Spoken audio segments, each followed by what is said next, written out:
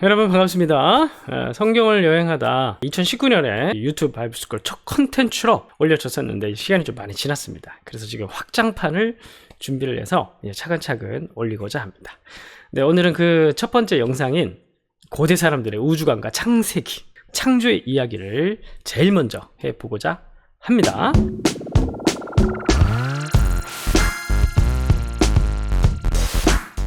우리가 보통 창세기, 창조의 이야기를 어떤 식으로 우리가 많이 가르치고 듣습니까? 첫째 날 뭐, 둘째 날 뭐, 셋째 날 뭐. 벌써 이렇게 얘기하면 여러분들 기억나세요? 퀴즈 대회 같은 거 했었을 것 같은데. 첫째 날 빛, 둘째 날은 궁창, 빛과 궁창. 그리고 셋째 날에는 땅과 식물들, 이런 것들을 만들었는데, 여러분 기억하실런지 모르겠습니다. 예전에 저희 교회가 좀 큰 교회, 제가 다녔던 교회, 지금 이제 개척을 준비하고 있고, 다녔던 교회가 좀 큰 교회다 보니까 어마어마한 그 큰 행사를 준비를 했어요. 아이들을 위해서 창조를 가르쳐야겠다. 그래서 막 한 2,000명 되는 아이들이 본당에 모여 있고, 선생님들이 막 곰 복장을 하고, 호랑이 복장, 막 코끼리 복장 이런 걸 하고 막 본당을 뛰어다니고, 그리고 이제 막 엄청난 그 도구들을 준비해가지고 물결을 치고 완전히 그냥 자본으로 민 거죠. 창조의 이야기를 꼭 이런 식으로 가르쳐야 되는가? 그래서 아이들이 결국 창조 이야기, 이 이야기를 통해서 무엇을 배울 것인가? 그런 근본적인 의문이 좀 들더라고요. 왜냐하면 창세기에 나오는 창조의 본문은 정보적 측면만을 얘기하려고 하는 게 아니라 이 존재에 대한 깊은 통찰을, 근본적인 통찰을 제공해주는 본문이거든요. 이 본문을, 이런 통찰들을 알기 위해서는 정말 먼저 해야 될 가장 근본적인 작업은 뭐냐 하면, 그때 당시에 사람들은 어떤 우주관을 가지고 있었는가? 그때 당시 사람들은 세계를 어떻게 생각했는가? 그게 이제 그 시대 당시 독자들 아닙니까?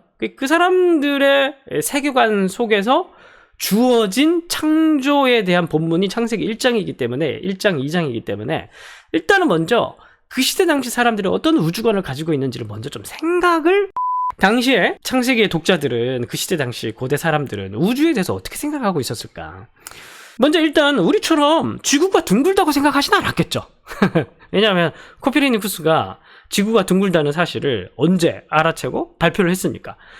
16세기인가 그렇죠. 그러니까 성경시대와는 막 너무너무 갭 차이가 큰 걸. 그러면 이 시대 당시 사람들은, 고대 사람들은 우주를 어떻게 생각을 했을까? 일단 먼저 여러분 지도를 보면 이스라엘이 있고, 남쪽으로 내려오면 이집트가 있고, 이렇게 동쪽으로 가면은, 북쪽으로 갔다가 동쪽으로 가면은 메소포타미아가 있고, 북쪽으로 갔다가 서쪽으로 가면은 이제 그리스가 있어요. 이 그리스, 메소포타미아, 이집트가 동서남북에서 팔레스타인에 영향을 많이 미쳤겠죠.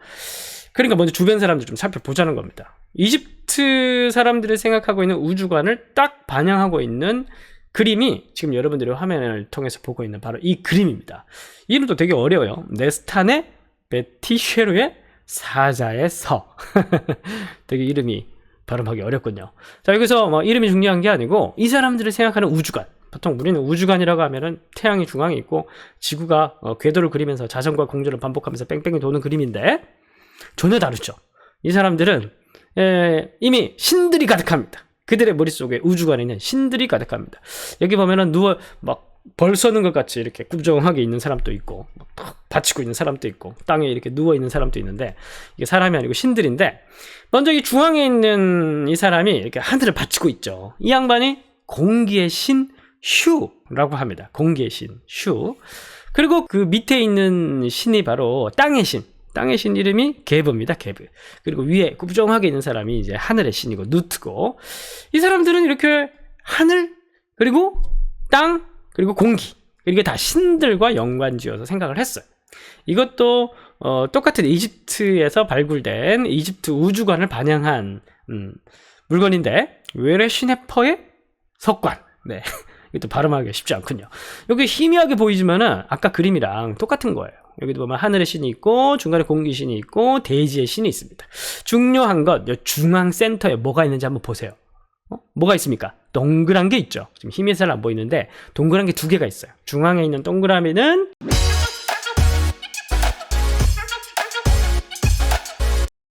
이거는 지구를 얘기하고, 그리고 또 더 큰 동그라미는 뭐냐면 바다를 얘기합니다.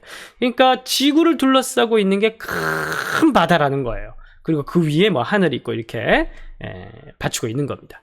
자, 그러면 이제 북쪽으로 가서 동쪽으로 가보겠습니다. 메소포타미아죠. 메소포타미아 사람들의 우주관은 지금 보는 화면과 같습니다. 이게 모식도인데요. 그들의 모식도인데 먼저는 아주 심플해요. 하늘이 있고 그리고 그 다음에는 아까 얘기를 했듯이 바다에 둥둥 떠 있는 지구가 있고 그 아래에는 성경의 스월이라고 얘기를 하는 지하 세계가 있습니다.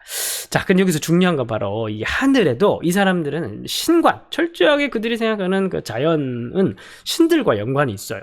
최고지 상부, 여기 메소포타미아 사람들은 하늘이 세 개의 층으로 나눠져 있다고 생각을 했었습니다. 그래서 최고층, 셋째 하늘이죠. 셋째 하늘에는 메소포타미아 최고의 하늘신이 있고 그 밑에는 젊은 신이 있고 그 밑에는 첫 번째 하늘에는 해, 달, 별과 같은 광명체가 있고 광명체마다 또 신들이 있죠. 뭐 태양신 같은 경우에는 메소포타미아 신 이름이 아마 샤마시일 겁니다. 그리고 달신은 난나, 여신이죠.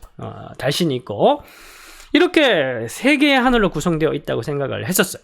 자, 그렇다면 북쪽으로 이스라엘 중심으로 북쪽으로 올라가서 서쪽으로 한번 가보겠습니다. 서쪽. 아까는 동쪽. 이제 서쪽으로 가면 그리스가 나오죠. 그리스 사람들은 어떻게 생각했는가? 유명한 철학자들입니다. 호메로스라고 하는 철학자인데 이 양반은 바다는 지구의 표면을 원형으로 둘러싼다 이렇게 얘기를 합니다. 그게 약간 이집트 사람들이랑 비슷하죠. 지구가 있고 주변을 뭐가 둘러싸고 있습니까? 바다가 둘러싸고 있는 거예요. 아까 봤던 메소포타미아 사람들도 뭐가 둥둥 떠 있습니까? 바다 위에 지구가 둥둥 떠 있죠. 땅이 둥둥 떠 있었습니다. 그리스 사람들도 그렇게 생각했다는 거예요. 이 양반도 이제 탈레스라는 사람인데 철학자인데 유명한 철학자인데 이 양반도 바다 위에 지구가 떠 있다고 그렇게 생각을 했었습니다. 메소포타미아 사람, 그다음에 그리스 사람, 이집트 사람. 그 당연히 이제 이스라엘 사람들도 이제 그렇게 생각을 했겠죠. 비슷하게 생각을 했다는 거예요. 하늘과 땅과 스월이 있는데 이 땅 같은 경우에는 바다 위에 둥둥 떠 있는 그런 모습을 그때 당시 사람들은 우주를 그렇게 생각을 했다라는 거예요. 그리고 이런 것도 전부 다 무엇과 관련이 있어요? 그들이 섬겼던 신들과 관련이 있다고 그렇게 생각을 했었습니다. 자, 정리를 합니다. 그래서 첫 번째 그들이 생각했던 공통된 당시 고대 사람들, 성경시대 당시 사람들이 생각했던 우주관 첫 번째 공통점이 뭐냐면은 얘기를 했듯이 땅은 바다 위에 떠 있는 거예요. 자, 여러분 이걸 가지고 창세기로 한번 들어가 보겠습니다. 이런 생각들을 가지고 있는 사람들에게 땅과 하늘에 대해서 설명을 하고 있는 거예요. 창조에 대해서 설명을 하고 있는 겁니다. 창세기가 바다 위에 둥둥 떠 있어요. 둥둥 떠 있는데 창세기 1장 1절에 보면 태초에 하나님의 천지를 창조하시니라 창조에 대한 전체적 서론, 그리고 창세기 1장 2절에 땅이 혼돈하고 공허하며 이렇게 얘기를 하죠. 무슨 말이냐 하면 땅이 이미 있어요. 그렇죠? 땅 창조 기사 안에서 땅은 창조와 이미 하나님께 창조를 하셨던 것 같아요. 중요한 건 뭐냐 하면 단순히 첫째 날 뿅, 둘째 날 뿅 이런 마술적인 하나님의 창조 행동을 얘기를 하고자 하는 게 아니에요. 물론 하나는 무에서 유를 하나님께 다 창조를 하셨지만 이 본문이 설명하고자 하는 그 핵심 메시지는 단순히 그런 표면적 얘기를 하고 있는 게 아니라 훨씬 더 그때 고대 사람들이 생각하고 있었던 그 정서 안에서 더 중요한 본질적 얘기를 던지고자 하는 건데 이제 그게 먼저 이제 봐야 되는 거예요. 그래서 이제 땅이 있어요. 땅이 있는데 이 땅은 혼돈, 공허, 흑암, 어둠이 팍 싸고 있어요. 이건 뭐냐 하면은 아까 봤듯이 바다가 있고 둥둥 떠 있었죠. 이걸 거꾸로 하면은 원래는 이 떠 있었던 땅이 바다 밑에 들어가 있는 거예요. 그죠? 그래서 하나님의 영이 어디 위에 운행합니까? 수면, 바다 위에서 운행하고 계시고 그 아래에 뭐가 있어요? 바다가 있고 그 바다 아래는 땅이 있는 거예요. 이게 창세기 1장 2절에서 보여주고 있는 그림이라는 겁니다. 그러니까 이제 당시 사람들은 이 얘기를 딱 들으면 창세기 1장 2절을 들으면 당시 그들이 생각하는 우주관에서 이게 원래 하나님이 창조하시기 전에 어떤 상태였냐면은 이 바다 아래에 육지가 있었구나. 이제 이런 메시지를 받아들이는 겁니다. 그러면 하나님의 창조 행위는 어떻게 되는 걸까요? 물을 물러내고 물러가게 하고 잠자고 있을 때 그 밑에 있는 땅을 수면 위에 드러내는 게 하나님의 창조 행위가 되는 것이죠. 그래서 1장 9절에 보면 그래서 1장 3절부터 빛이 있으라 하시면 빛이 있고 이제 말씀이 시작되고 말씀을 하시니까 이루어지고 창조 행위가 이루어지고 이제 우주가 이제 생성이 됩니다. 그래서 이제 1장 9절에 가보면은 하나님 말씀하시는데 물이 한 곳으로 모이고 그래서 막 쫙 한 곳으로 이제 따로 이렇게 모으시는 겁니다. 이렇게 쫙 이쪽으로 밀려나고 저쪽으로 밀려나고 쭉 밀려나니까 이제 뭐가 드러나는 겁니까? 밑에 있는 이제 묻이 쫙 드러나는 거예요. 그리고 하나님께서 그 묻이 드러내니까 그 묻을 가리켜서 뭐라고 칭하십니까? 땅이라 부르시고, 그죠? 그리고 모임물을 가리켜서 바다라 하시고, 하나님 보시기 좋은 거예요. 왜냐하면 이제 묻이 드러났으니까 이 묻 땅에 뭘 할 수 있는 겁니까? 이제 하나님께서 생명을 심는 거예요. 생물을 심고 사람을 심고 동물을 심어가지고 아름다운 자연 세계를 이제 만들어내실 수 있는 겁니다. 그래서 여러분 창조기사에서 굉장히 중요한 게 뭐냐면 물을 물러가게 하신 하나님, 이게 중요한 거예요. 창조기사에서 핵심은 그거예요. 하늘 땅 바다가 중요하다고 했는데 여기서 문제는 뭐냐면 바다가 땅을 감싸고 있잖아요. 그럼 하나님의 창조 행위는 뭐냐면 땅을 물러가게 하는 행위라고 말씀을 드렸잖아요. 그죠? 이게 근데 사실 성경 전체에서 굉장히 중요한 구원의 메타포가 된다는 사실입니다. 여러분, 그래서 나중에 인간들이 죄를 짓죠? 하나님께서 이 세상을 잘 다스리고 경작하고 지키라고 했던 그런 사명을 위해서 인간을 만들었는데 인간에게 죄가 들어와서 불순종하고 감히 창조주 하나님을 이제 반역을 했잖아요. 그래서 하나님께서 이 창조 세계를 본래대로 되돌려 버리시려고 합니다. 역창조죠. 역창조. 창조는 뭐예요? 물을 물러가게 하고, 역창조는 뭐예요? 다시 물이 땅을 덮는 거예요. 이게 바로 노아 홍수의 이야기라는 겁니다. 여러분 참 이렇게 보니까 굉장히 성경이 또 굉장히 다르게 보이죠. 자, 그래서 이게 사실 굉장히 중요한 핵심이에요. 왜냐하면은 나중에 출애굽기 가더라도 구원이라는 이야기를 출애굽 여정 가운데 나오잖아요. 그 구원의 홍해를 가르고 하나님의 구원의 대상인 이스라엘 백성들이 묻을 밟고 그리고 광야로 나가게 되는데 요 여정을 가리켜서 구원의 이야기라고 합니다. 출애굽 구원의 이야기. 그게 이제 우리 전체 성경 전체에서 구원의 중요한 모티프가 되는데 뭐냐면 창조도 뭐냐하면 물을 물러가게 하는 거예요. 구원은 뭐냐? 구원도 물을 물러가게 하는 거예요. 그러니까 고대 사람들의 생각에서 물을 다스리고 물을 물러가게 하고 거기에서 땅을 드러내고 땅에 살게 만드는 그 능력은 인간이 아무리 힘과 능력이 있어도 그거는 절대 할 수 없는 능력이라는 겁니다. 오직 하나님만이. 그 창조자 하나님의 능력이란 건 뭐냐면 바로 물을 물러가게 해서 생명이 있게 하시는 그걸 가리켜서 창조자 하나님의 능력이라고 고대 사람들이 그렇게 설명을 하고 있는 거예요. 자, 물론 이제 제가 이 첫째 날, 둘째 날, 셋째 날 이렇게 만들지 않았다는 게 아니고 다 그렇게 하셨는데, 그리고 그 땅도 본래 하나님께서 없는 상태에서 만드셨는데 무에서 유를 다 창조하셨는데 훨씬 더 우리가 창조 기사의 또 통찰을 가지고 더 핵심으로 들어가면 그것 이상의 얘기를 하고 있는데 그게 바로 뭐냐 하면은 물을 물러가게 하신 하나님, 이제 그 얘기를 하고 싶어 하는 거다. 이제 그 말씀을 드리고 있는 겁니다. 자, 그래서 이제 두 번째 공통점이, 막 하늘에는 신들이 살고 있었죠. 신들이. 근데 그때 당시에 이제, 이스라엘 백성들도 그 비슷한 생각을 했었어요. 그래서 산들을 보면서, 산맥들을 보면서, 이거는 하늘을 떠받치고 있는 기둥이에요. 하늘을 떠받치고 있는 기둥이고, 그리고 이 시편 말씀에도 이런 식의 표현들이 나와요. 그리고 그 위에는 쫙 펼쳐진 하늘 있죠. 그래서 궁창이라는 표현이 라키아라는 단어가 펼쳐진 것 이런 뜻입니다. 하늘이 쫙 펼쳐져 있고 그리고 그 위에 또 하늘이 있어요. 그래서 사실 이스라엘 백성들도 당시 성경 시대에 이스라엘 백성들도 하늘을 세 개로 생각을 했었습니다. 첫 번째가 바로 해달별이 달려있는 궁창, 두 번째가 바로 물을 품고 있는 궁창 위에 궁창, 세 번째가 신들의 세계, 하나님이 계신, 하나님의 보좌가 놓여져 있는 하나님이 계신 하늘, 요 세 개로 생각을 했었습니다. 자, 그런데 창세기 1장 1절을 보면은 샤마임이라는 표현이 나옵니다. 태초에 하나님의 천지를 창조하시는데 여기서 하늘천, 이 하늘은 복수형이에요. 샤마임이라는 단어 자체가 하늘들이라는 표현입니다. 그리고 여러분, 사도 바울이 뭐라고 얘기합니까? 자기의 간증을 고백하는데 셋째 하늘로 자기가 끌려 올라갔다고 얘기를 하죠. 왜 하필 셋째 하늘일까요? 셋째 하늘에 뭐가 있어요? 신들의 세계, 하나님의 보좌가 놓여 있는 곳이죠. 거기를 자기가 환상을 통해서 갔다 왔다라는 거예요. 사도 바울은 대단한 경험을 한 거죠. 엄청난 경험을 했다는 걸 지금 강조를 하고 있는 겁니다.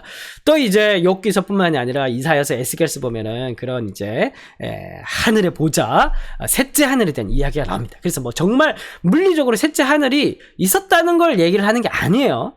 그러니까 그 시대 사람들이 생각하고 있는 그 생각 속에서 그걸 설명하려고 하다 보니까 이제 그런 그림들을 가지고 얘기를 한 건데, 하나님께서 어떤 물리적인 어떤 저 하늘의 공간에 있다고 생각을 하면 안 되잖아요. 그죠?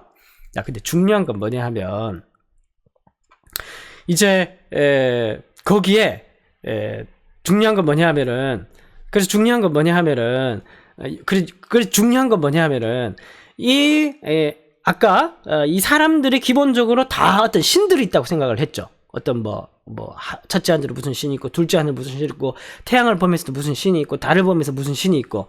근데 사실 이 천지창조 이야기에서 하나님께서 하늘들을 다 만들어버리시고, 이런 이야기에서는 바로 무슨 얘기가 포함되어 있냐면, 하나님의 유일신이라는 거예요. 응? 창조주 하나님이라는 고백과 유일신이라는 이 사상 같이 가는 거예요. 무슨 말이냐면, 우리가 유일신하고 얘기를 했을 때 신적 존재가 하나님밖에 없다는 뜻이 아니잖아요. 천사들도 있고 그렇지 않습니까? 근데 천사도 하나님이 만드셨잖아요. 그죠? 그러니까 기본적으로 이 하늘을 만드셨다는 이야기는 이 세상의 모든 존재, 영적인 존재라든지 육적인 존재라든지 물질 세계다, 영적 세계, 모든 세계를 다 누구로부터 나왔다는 겁니까? 하나님으로부터 나왔다는 거예요. 하나님 외에, 삼위 하나님 외에 그 어떤 것도 스스로 존재할 수 있는 존재는 없다라는 것을 강조하고 있는 이야기가 창조 이야기이기도 하다라는 겁니다. 이게 이제 그 두 번째 공통된 특징, 신들의 이야기, 공통된 특징을 통해서 우리가 또 알 수 있는, 창조 이야기에서 알 수 있는 거고, 그리고 결국 다시 이제 첫 번째 이야기로 돌아가가지고 하나님께서 물을 물러내게 하셨잖아요. 물을 물러나게 하셨잖아요. 결국 이 이야기를 통해서 성경이 우리에게 근본적으로 우리 인생과 존재에 대해서 말씀하고자 하는 게 뭐냐면, 잘 보세요. 이게 성경을 여행하다에 있는 16페이지 정도 될 겁니다. 거기에 있는 본문인데,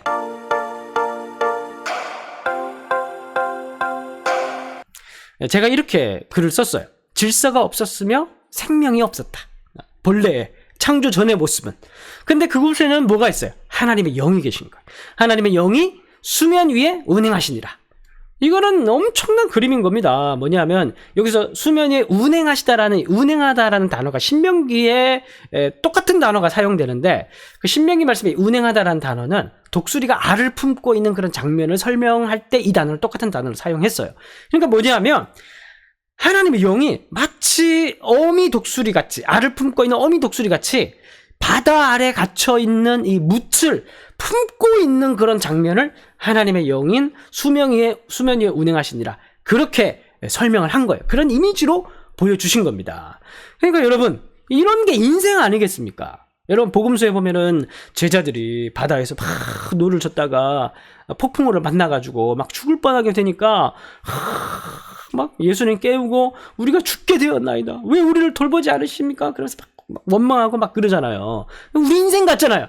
이 물의 세계라든지 바다라든지 폭풍우라든지 묻을 뒤덮고 있는 이 바다의 존재는 우리 인생에서 우리가 도저히 넘을 수 없는 그런 죽음의 세력과도 같은 그런 영역의 것들을 얘기를 하는 겁니다. 흑암, 혼돈, 상실, 우울을 가져다 주는 그 모든 어두운 힘의 세계, 세력들, 이런 것들이 누구를 통해서 물러갈 수 있다고 얘기를 하는 겁니까? 바로 하나님, 그리고 그분의 아들 되신 예수 그리스도의 이름으로만 이것이 물러갈 수 있다고 얘기를 하고 있는 본문이 사실 창세기의 이야기이기도 하고 복음서 이야기이기도 한 겁니다. 그래서 예수님께서 폭풍으로 꾸짖죠. 이 꾸짖다라는 단어는 귀신을 꾸짖을 때 사용하는 단어와 똑같은 단어인 겁니다. 그러니까 뭐냐면은 이건 단지 바다를 꾸짖는 게 아니라 이거는 어떤 영적인 세계를 제압하고 그것을 물러내고 우리를 사로잡고 있는 모든 이 악마적 세력, 어둠의 세력, 혼돈의 세력, 이런 것들을 하나님께서 제압하실 수 있는 분이시라는 거예요. 하나님만이 유일하게 근본적으로 치료하고 이겨내고 물러내게 하실 수 있는 유일한 분이라는 사실을 창세기 이야기부터 강조를 하고 있는 겁니다. 우리 또 하나를 보면은 예수님께서 또 바다 위를 걸으신 사건이 있죠. 제자들이 또 막 바다에서 막 이렇게 있는데, 갈릴리 바다에 있는데 저기 예수님께서 바다 위를 딱 걸어오시죠. 그러니까 막 제자들이 놀래서 막 유령이다 그러고 막 베드로는 막 바다 위에 예수님 따라하려고 바다 위를 막 걷기도 하고 막 그러죠. 그때 예수님께서 자기 소개를 합니다. 에고 에이미, 나는 스스로 있는 자다. 이건 창세기에, 이건 출애굽기에서 하나님께서 이스라엘 백성들에게 자신의 성호를 말씀해 주신 것을 예수님께서 그대로 사용하신 거예요. 하나님과 같은 분이다. 우리가 바로 예수님을 믿는 이유는 뭐냐면, 예수님이 유일한 구원자가 되시는 분이시라는 사실은 뭐냐면, 예수님이 우리의 주인이 되시고 우리의 구원자가 되신다는 것은 우리 마음속에 들어오신 예수님께서 유일하게 우리 마음속에 있는 어둠과 흑암과 죽음의 세력으로부터 우리를 구원하실 수 있고 풀어내실 수 있고 몰아내실 수 있는, 우리가 마치 수면 아래 바다 아래 잠겨있는 무치라고 하면 이걸 유일하게 몰아내신, 근본적으로 완전히 몰아내실 수 있는 유일한 분이 바로 예수님이라는 거예요. 그래서 우리가 예수를 믿고 죽으면은 죽음조차도 우리를 완전하게 우리를 사로잡지 못하잖아요. 결국 우리가 예수의 부활을 동참해서 마지막 날에 예수께서 부활하셨던 거예요. 우리는 부활하게 될 것입니다. 이게 바로 창세기 1장의 그림에서 이미 얘기를 하고 있는 거예요. 자, 오늘은 첫 시간인데 창조에 담겨있는 이야기가 이렇게, 여러분 성경 전체적인 통전적 시각에서 보면은 이렇게 깊은 얘기가 있는지 모르셨죠? 제가 그 얘기를 성경을 여행하다 15, 16페이지에서 하고 싶었던 겁니다.